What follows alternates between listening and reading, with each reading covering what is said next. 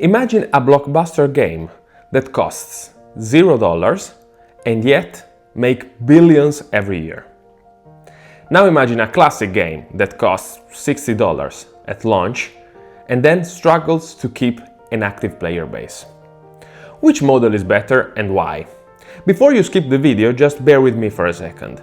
Before you say, I know everything about free-to-play, that's the winning model, did you know, for example, that many of the statistics you find online are profoundly skewed by mobile gaming, which of course it is still gaming, but not exactly what we refer to when we think about gamers. Just bear with me until the end of the video and you might find out something interesting.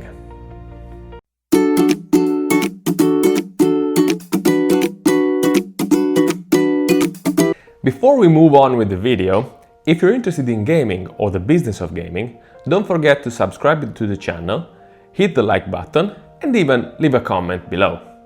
This really helps the channel. Let's begin 1 second with basic definitions. When we talk about premium or full price model, we're talking about a game that you pay, I don't know, $60 at launch and you own the game. DLC and extra content may cost extra in the future. When we instead talk about free-to-play or freemium games, we're talking about a game that is free at launch and you can start playing anytime you want without any cost, but then allows you to purchase extra content in-game, like cosmetics, upgrades, etc. As mentioned, free-to-play is now dominant in many sectors, especially mobile and live service games. Over time, revenue from free-to-play in top-up games surpassed that of traditional premium games. The key difference? Free models rely on a percentage of players spending repeatedly, whereas premium models rely on volume of unit sales. Let's focus 1 second on the pure economics of the models. Let's talk about premium games. In this case, the model is the most classical one.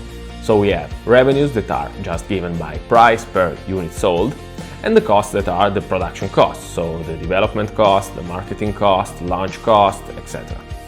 In this case, clearly there are some risks involved. For example, sales saturation, digital discounting, piracy, and the launch window effect.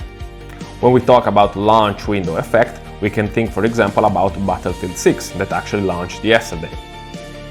It had 600,000 simultaneous players yesterday, and it is forecasted to sell 5 million copies, so an insane success.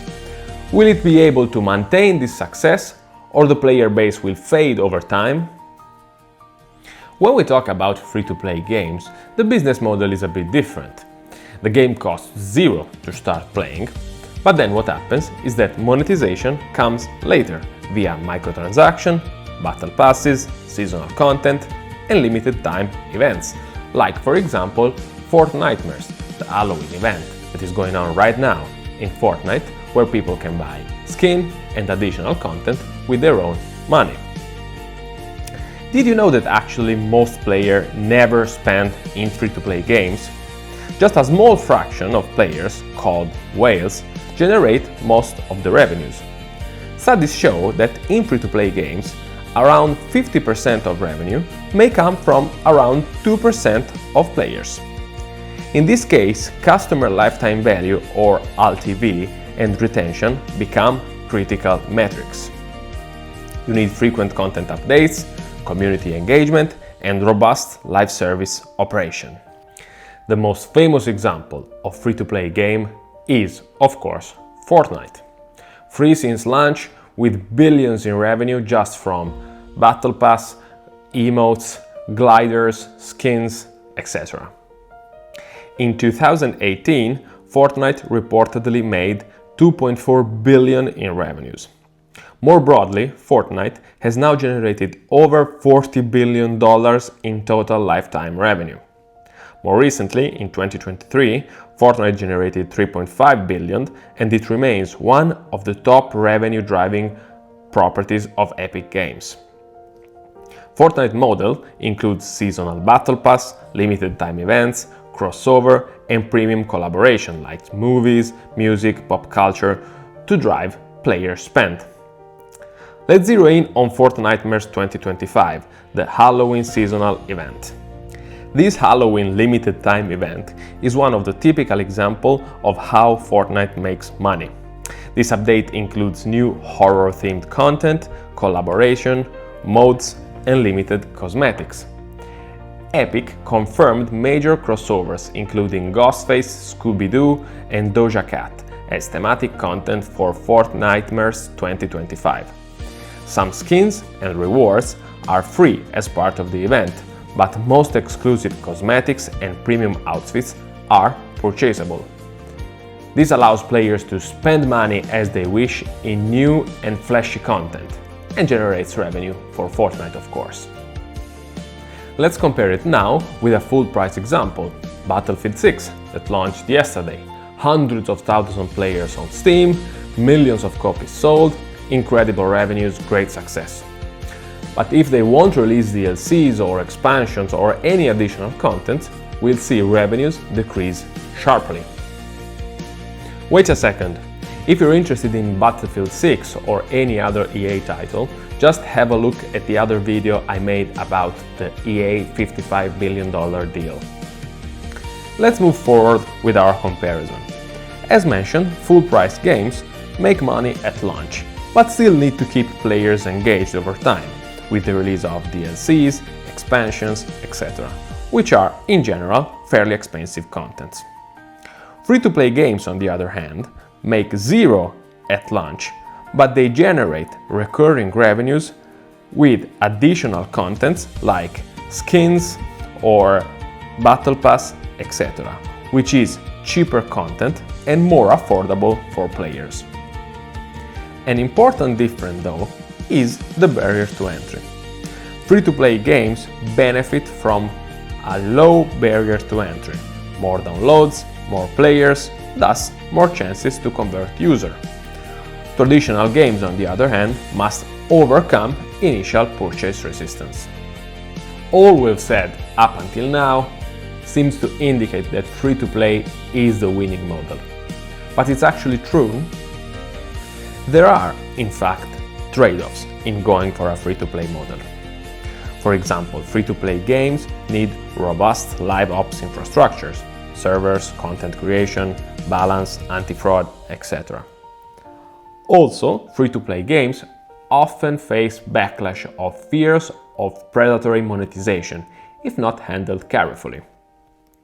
Last but not least, premium model gives clearer revenue predictability upfront and the perception of value. You pay once, you get the full game. Considering all of this, a hybrid model is emerging. Base purchase at launch and then optional content down the road. This is bringing together AAA games and free-to-play games to a games as a service status. The real debate then is not anymore free-to-play versus full price. It's more about how do you execute a holistic monetization strategy that takes into account launch, content release, and retention. Given this comparison that we just did, what are the strategic lessons and the insights? First, monetize thoughtfully. Use monetization to give players the possibility to express themselves without giving them an unfair advantage. This means sell cosmetics, sell skin, etc.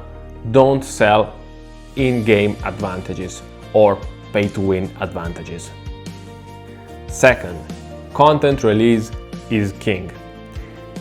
If you want to keep players engaged, keep releasing content over time. For example, we talked about Fortnitemares or other seasonal events. Third, audience segmentation.